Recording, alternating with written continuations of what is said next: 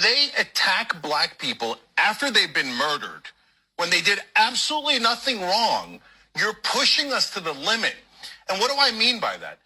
You're asking us to talk about history, the history of the South. This is in Georgia. What happened in Georgia? There were savages in Georgia. It was the ancestors of the white right-wingers. They were absolute savages. They murdered people. They lynched people. They raped people. They enslaved people. They took babies from their mothers and sold them as property. You want to talk about savages?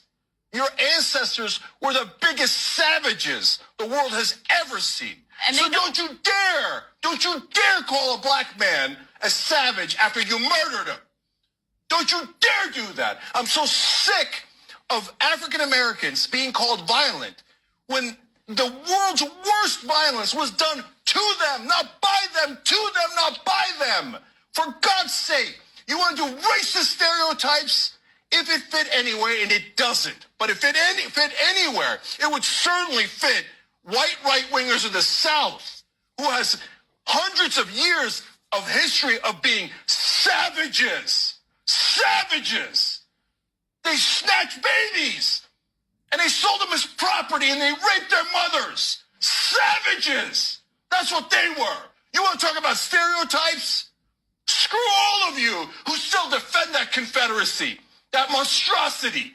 Anyone who defends that is a barbaric savage. I'm so glad it's not a black man saying it this time. It is a white guy saying the truth the way it should be said.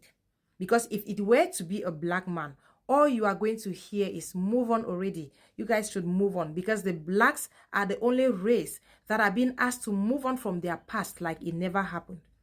I'm so glad that people are beginning to speak up, and a lot of people are beginning to realize what the blacks went through in the hands of their own fellow humans.